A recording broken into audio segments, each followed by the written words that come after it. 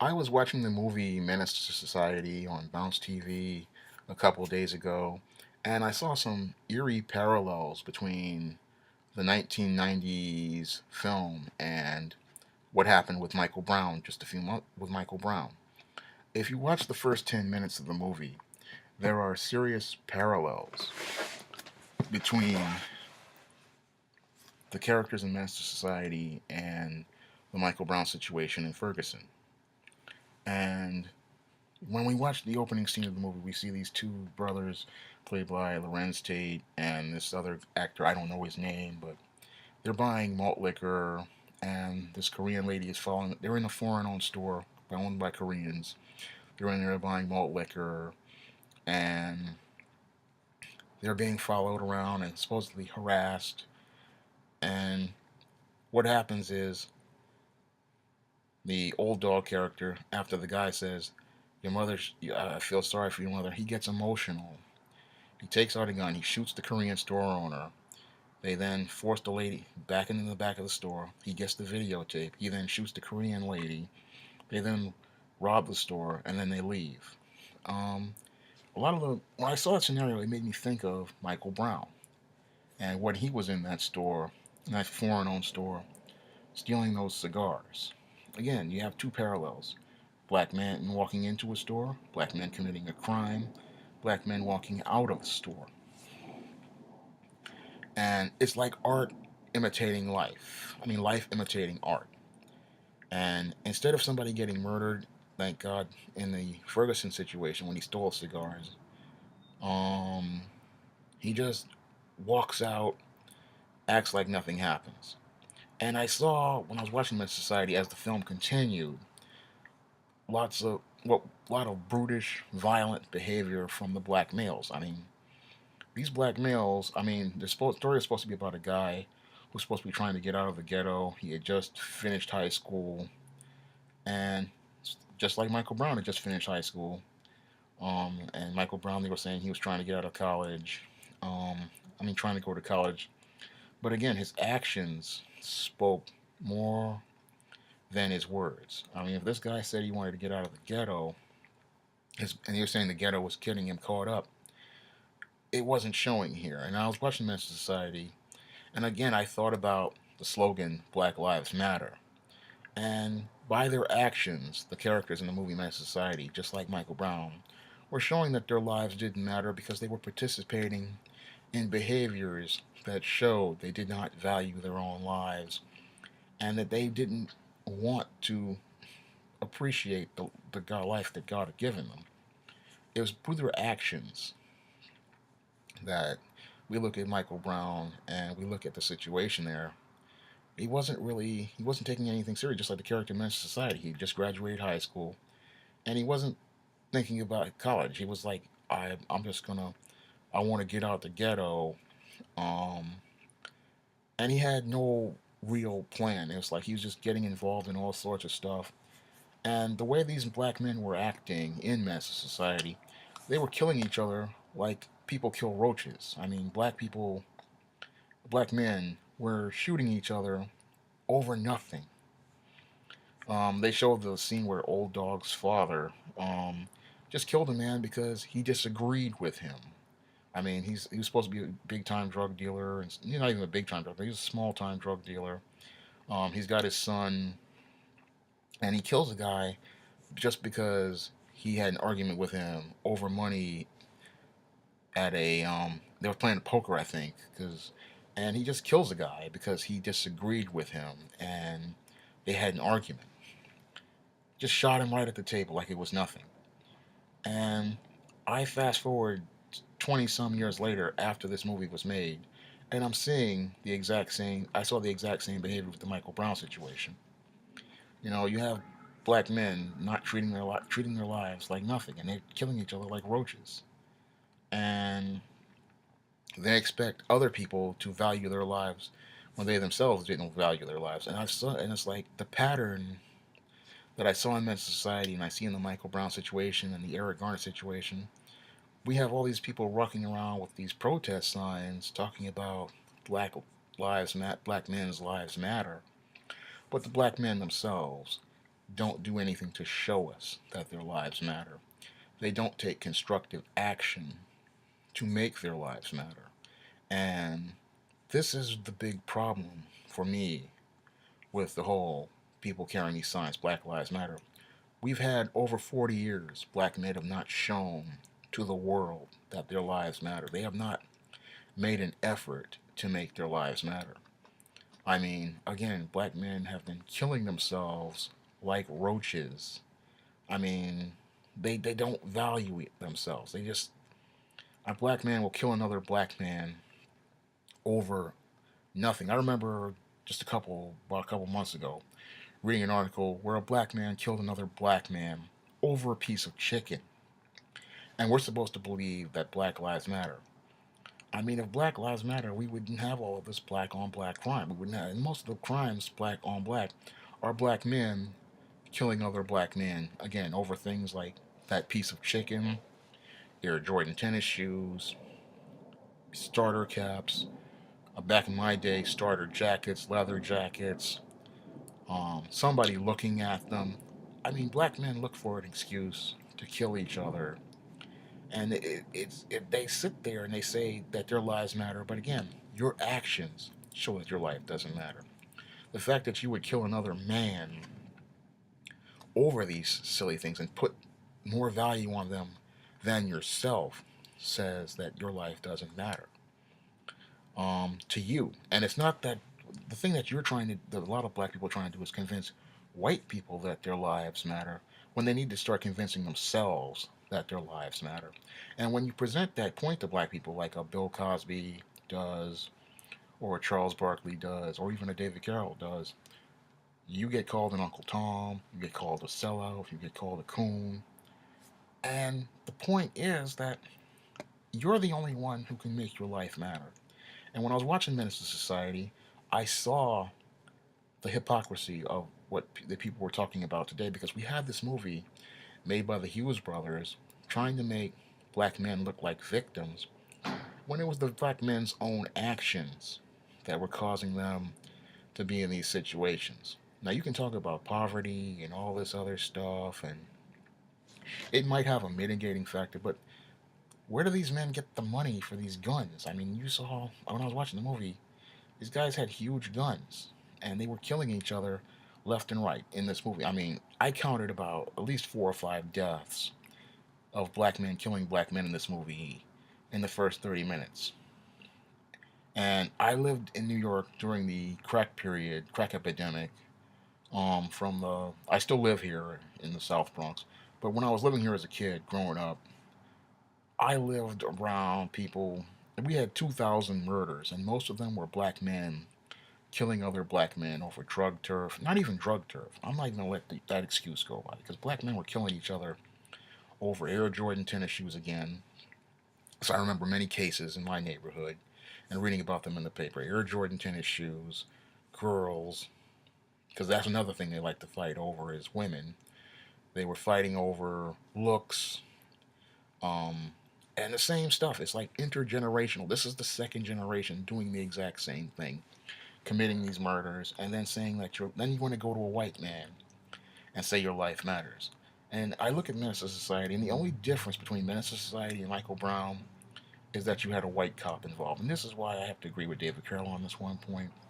A black life only matters when it's taken by a white cop or a non-black person, because it's true. I mean, I looked at the movie Menace II Society, again, a historical document.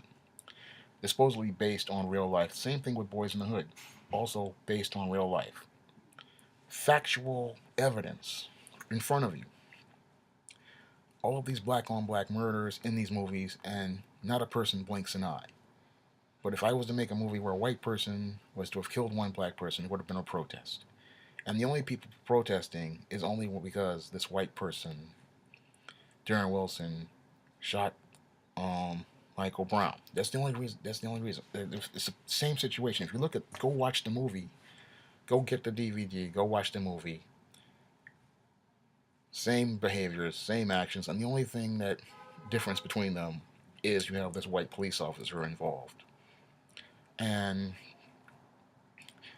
that's the only difference between the Darren Wilson situation and Menace II Society. Menace II Society, I mean, black men were killing each other like roaches. I mean, watched it the first 30 minutes and saw about at least 5 to 10 murders.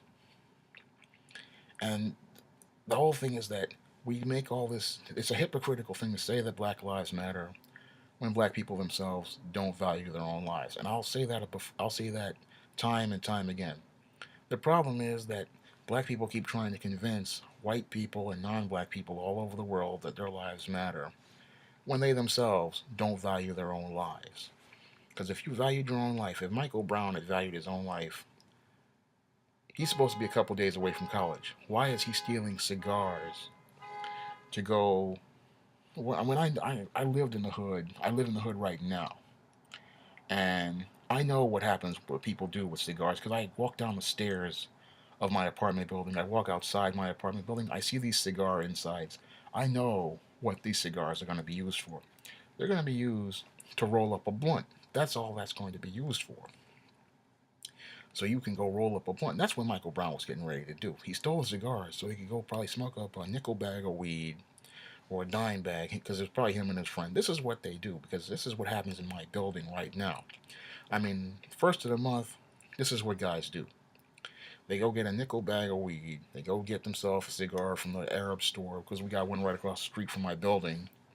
And they go in there and they go buy this weed. They go buy these cigars, strawberry black and mild, vanilla black and milds, and you can just smell the stuff. I mean, it's so bad in my building that when you it's just I have to literally put the covers over my head because it's so bad in here with this weed. And I know what he was getting ready to do because I know that that's what they do.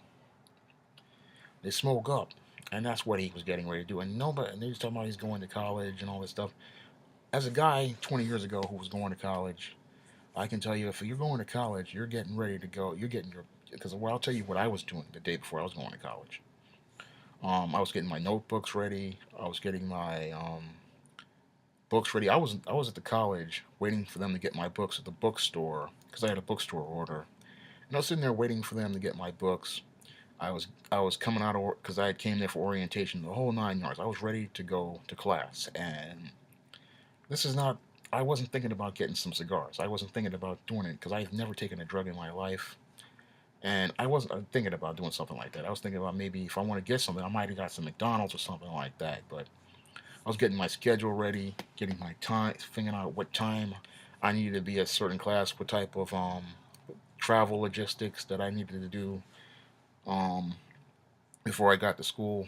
I mean, I might have thought about something like watching a cartoon or something like Batman the Animated Series or something like that, or something like that, because that was on at the time, and I never wanted to miss an episode of that. Or, but I wasn't sitting there thinking about I'm gonna go steal this guy's cigars. I'm thinking about studying so I can get these grades because I really wanted to do well in school and I really wanted to do well in college. And that's what a guy who's going to college is thinking of doing. Not he's not thinking about I'm going to walk in this foreign owned store, do a strong arm robbery, and steal these cigars. The guy stealing cigars is just so he can go smoke a blunt. That is what guys do when they want to smoke a blunt. That's what those cigars are for. And every foreign store owner knows what those cigars are for. I mean, again, I said this, I've seen this personally in my own building. Insides on the staircase. I mean, if you live in any project building or any urban building in an inner city neighborhood like the South Bronx, like I do, you know what the cigars are for. And that's the only difference. Again, the only difference between this movie, Menace II Society, and Michael Brown was that white cop. And that's the only reason why black people were out protesting was because of that white police officer. If there was another black man who would have killed Michael Brown, I guarantee you, black people wouldn't have a word to say. I mean, because I lived here in New York City for 41 years, and black people can kill another black person, and no one will have a word to say about it. Matter of fact, if the police come out and ask them who did this, a single black person won't say anything. Again, do Black Lives Matter in that situation where you decide to remain silent because somebody shot somebody? I mean, if this black person's life mattered to you in these black on black homicides, you would give up this criminal's name, you would testify in court, but the black people don't value their own lives. They put on this hypocritical smokescreen and act like their lives matter, but they only matter, again, in the eyes when non-black people decide to take them. But the whole thing is, if your life doesn't matter to you, you won't protect it, you won't preserve it, you won't try to value that of another man. And one of the things that I try to do is say that, look, another black man's life does matter because I'm not gonna participate in these behaviors. If I value my own life, I'm not gonna go out here and smoke a bunch of weed. Or like in Men's Society, you have these two underage men buying malt liquor or getting emotional or shooting another man over nothing. Because when I looked at Menace II Society and I saw that, I mean, 20 years later, the old dog character getting super emotional, I just saw another emotional, effeminate, weak black male in that movie. And here he was. Somebody says something to him, and I think if it was and people only got upset because it was an Asian man who said that to him. But when I looked at it, I said, if it was another black man, he would have probably walked out of there and said, "I feel sorry for your mother." I mean, this dude, it was like you watch this movie and you'll see just the parallels between Michael Brown and Master Society. And I look at Master Society and I see black men just utterly, nothing has changed in 25 years or 23 years. It depends on what, I gotta go check the date when this movie came out. I think it was 91, 92, but because I know I graduated high school when it came out, and or something like that. It might have been even later than that, but it was high school, college, but nothing has really changed. And black men have been, again, I've been saying this, been doing this since the 70s, just killing each other like roaches and flies. Just any disagreement or a look or a stare or even just over the most trivial things. I mean, how can you say your life matters when you don't value it to make it count? A man who values his life will make every effort to make it count. He will go out and instead of fighting with another man, he will try to support another man. He will try to help another man. He will try to help a man understand why his life is valuable. And I don't see this with black men. I don't see it at all. When I see black men, what they do is they get jealous of one another. They want to argue with. They get jealous of each other. They try to tear each other down. And then after they try to tear each other down, they come out and say that they're the victim of a anonymous, mysterious white man. And they want to prove to the white man that their lives matter, but really they want to be the head Negro in charge of other black men so that they can have control over them. This is my theory, but to say that, come up with this Black Lives Matter campaign when black people, black men especially, have not been valuing their lives, I say, since the 1970s, and I can even go back even further in history, where you have these black men carrying straight razors back in the 40s and the 30s, I mean, even the 1900s. And they would, again, black man would kill another black man with that straight razor, killing a hog or something. That's why I say it's hypocritical, because black men have never valued the life of another black man, and for you to say that your life matters to a white man when you don't value the life of another black man, because this is why I can understand um, David Carroll's argument on why you need to deal with the black on black crime first before you go to other people, because if you don't say this about yourself, that your life matters, and you don't try to protect the lives of other black people, then how can you go to people of other races and people all over the world and say that your life matters? How can you hold that sign up when you don't protect your own, when you don't try to support your own, when the only time you show that your life matters is when that non-black person or that white cop comes to kill you? Then you want to fight for your life. That shows some serious cognitive distortion and cognitive dissonance. So you're basically saying that Your life only has value if a white person approves of you and says that you're valuable. Do you see the serious mental health issue there? So you're not saying you're valuable because God made you, God loves you, and that you deserve love and you are valuable because you are here and that you were given a gift of life and your gift is to make that gift of life count. You're saying that your life is only valuable because a white person is paying attention to you. And I mean, I really want black people to really think about that.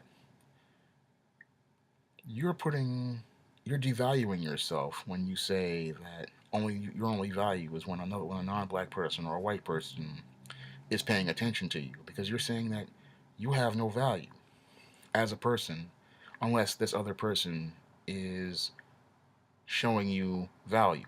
This is very mentally this is very disturbing when you think about it. And I thought about that when I was watching the movie Menace II Society because I saw all those parallels between the two characters in that movie and Michael Brown because it was like art imitating life. I mean, yeah, it was like life imitating art. That's what I meant to say, but that's what it was like.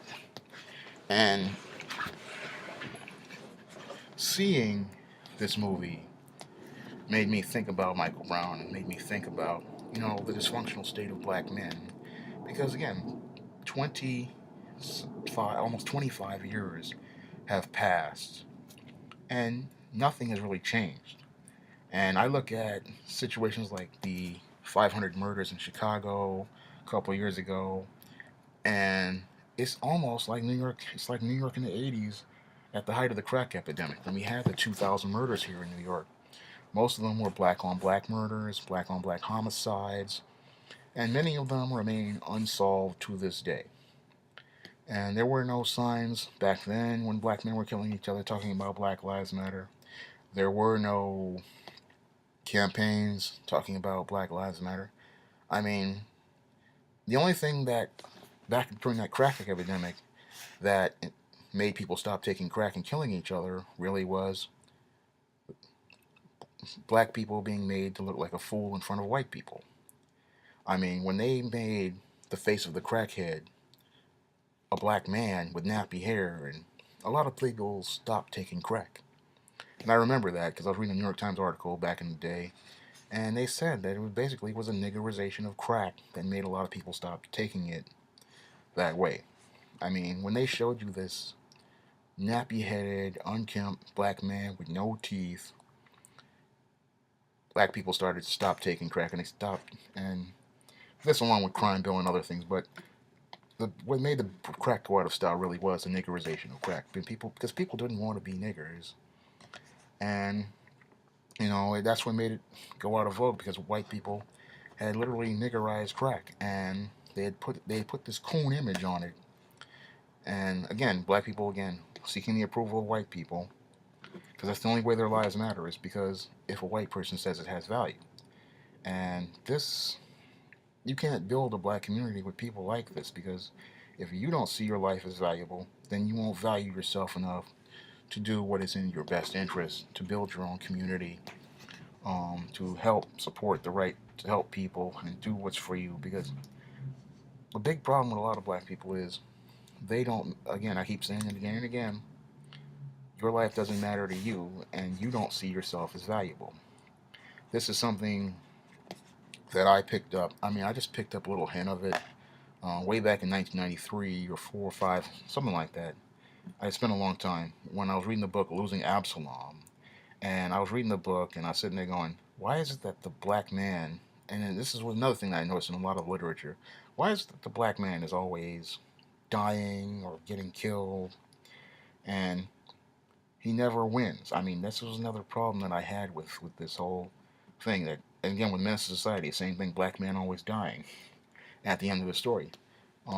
If you value yourself, you're never going to kill your main character. And this is as a writer that I've done for many years. I never killed my male main characters or any of my main characters because if you value yourself, you're not going to see yourself as always failure. And this is like what I call Richard Wright syndrome, because he always killed his male protagonists in his stories. He always killed the black males.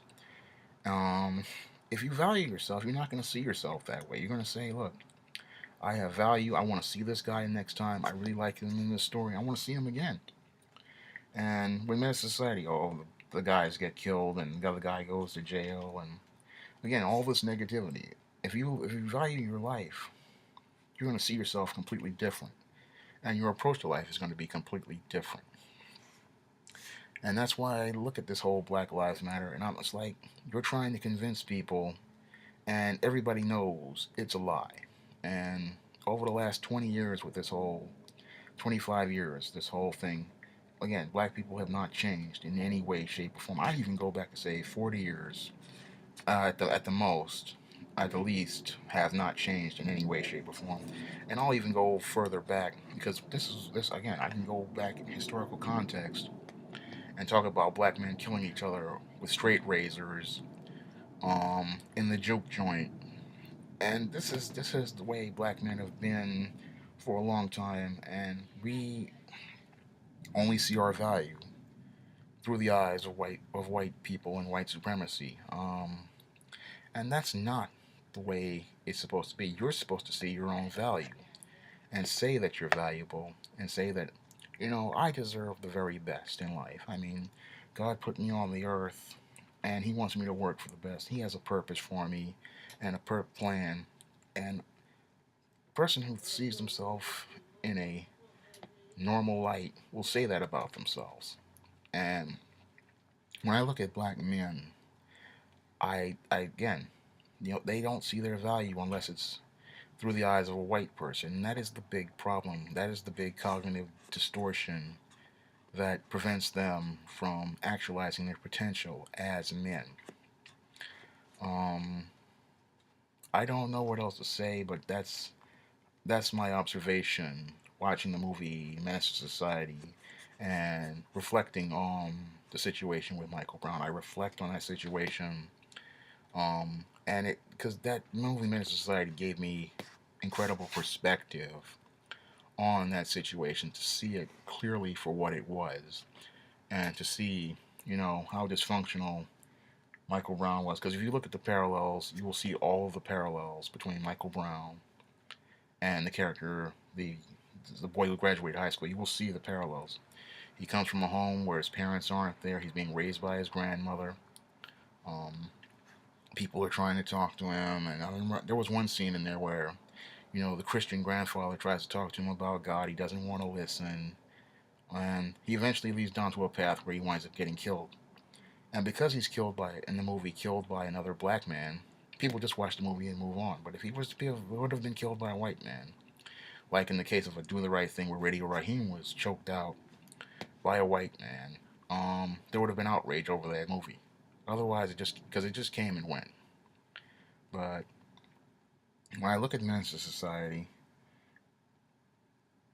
nobody thinks about that the parallels between it. And I really want people to go watch this movie because you are going to see some serious parallels. And the only difference between not Eric Garner, because he's a different situation, um, between Michael Brown and these characters is that there's that white cop there, and the only reason why anybody's upset is because this white cop, it was the one who shot Michael Brown. If it had been one of these other black men, and black people wouldn't have batted an eyelash, because people have been killing each other again like roaches for the last, I'd say, 100 some years really, but over the last 40 years they have just been killing each other like roaches and flies. I mean, we don't even think about that black man who killed another black man over a piece of chicken just about a couple months ago, or even I think maybe a year ago. And here we are talking about Black Lives Matter when the person you need to, in order to say that a black life matters, you wouldn't be participating in these behaviors. That's all I have to say for this video. You can comment, rate, and subscribe.